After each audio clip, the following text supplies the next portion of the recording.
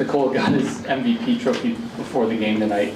And a pretty incredible game from him, obviously. I know it doesn't come as a surprise, but was there anything that stood out most to you from him with some of the finishing or some of the passing in this one? Not really. That was a great game.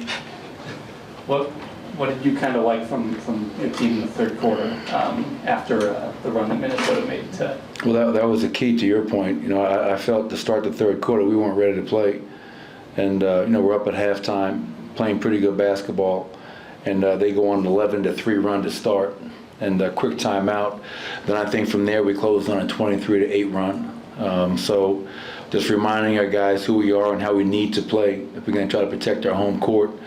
And our guys did that. I mean, I think in that second quarter we had I think 3 possessions in a row where we took charges. You know, Aaron Gordon took 2. So I thought for the most part, I know the percentages, you know, 48 is not ideal, but 31 from 3 allowed, only 97 points. And we knew we had to do something different with Anthony Edwards. You know, this guy is just a one-man wrecking crew. And I thought KCP, CB, Aaron did a great job, but we trapped them. We double-teamed them, flew around behind it, and that takes a lot of effort, and our guys committed to it. And I think that was a big part of the win tonight. 30 assists is a great number. Obviously 16-4 in transition, a great number. But, you know, we're not satisfied. It's a great win in front of a great crowd, but we got to go up to Minnesota and try to close it out. It's always the toughest game. After the first 2 games, there was a lot of focus on the Wolves and their bigs and what they were doing against Joker, and even more big picture, you know, the way Tim Conley had built the roster with Joker in mind, but he had just not played like himself. What had you seen in those first 2 games from him, and how relieved are you that he's back to doing what he does? Yeah, I think it wasn't just Nikola, to be honest, Sam. I thought, you know, it was the entire team. Obviously, they had come in here. Game 1 was close, you know, 3 to go. It's the 3-point game. And obviously, we know what happened in Game 2. But I just didn't think we, collectively, were playing like the reigning champs. We didn't have a swagger. We weren't playing with confidence. We weren't playing with aggression.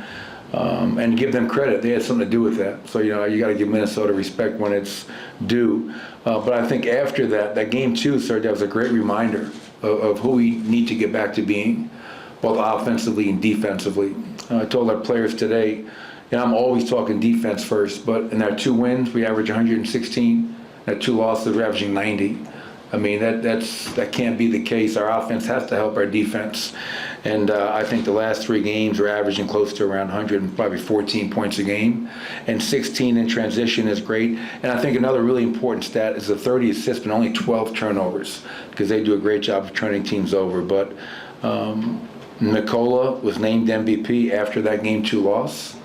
And I think the last 3 games, 3 consecutive wins, he's shown everybody, you know, why he is arguably, you know, one of the best players to play this game.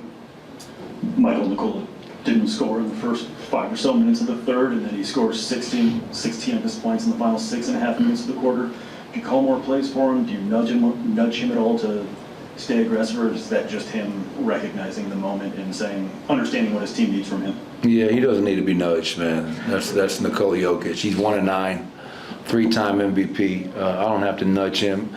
He reads the game, and I trust him 1,000%. I think it's just when he's being guarded one-on-one, go to work, you know, and put the team on your back. And what's really neat is that, you know, just after the game, I was talking with Jamal, and he said to me, man, he goes, Nikola's really good. What an understatement. And he goes, some of the shots, some of the finishes, and what I love about that is, you know, Jamal's really good too. And for them to appreciate one another and to never take each other for granted, I think is special. But yeah, no, Nikola, man, I mean, 15 of 22, made 2 threes, got to the foul line. He did everything for us tonight, and it was fun to watch. Michael, we talked about the impact of the bench last game. Tonight, Christian, you look at the stat line, but it feels like his impact was even so much bigger than that. Can you talk about his impact on the game tonight? Yeah, CB has been great. You know, that's 2 games in a row that I've closed with him. I think his defense, his rebounding, you know, 28 minutes, 10 points, 5 boards, a couple of assists, 2 blocks. But then hustle plays, you know what I mean? Just his aggression, his toughness, his physicality, and I love his confidence, man. Like he's stepping in and shooting the shot with confidence. Where I think early in their season there was a point in time where if he missed a couple, he was somewhat hesitant. But right now, CB's playing at a very high level, and that's a luxury for us. If we have a lead, and I need to get a guy in that can guard at a high level and rebound and make plays, you know, you can get him out there, and hopefully he can continue to play at the level he's played at. Hey, Coach, I've asked you about momentum a bunch. Now that it's established, how do you maintain it and not let them get back into this to force a game 7? Just keep playing the way we're playing. I mean, like it's, I learned a long time ago, very simple from Jeff Van Gundy, understand why you win, understand why you lose. So after that game 2 loss, we took time to really own why we were losing and why we were down 0-2. And then obviously we've won 3 games in a row. And I think in those games, I think we've been physical, aggressive, assertive, disciplined, confident, whatever you want to call it. And we know that closeout game is always the hardest game in any series. And they have a great crowd. That place is going to be rocking on Thursday night. We just have to weather the storm, stay with it, and continue to play championship level basketball. Michael, after game 2, you called the team out and challenged basically their heart, their championship heart. Over the last 3, they played with composure, confidence. Where does that come from, that composure? I think it comes from experience. I think it comes from raising a banner this year, going through all the trials and tribulations to get to that point last year. You guys all know, you're all students of the game.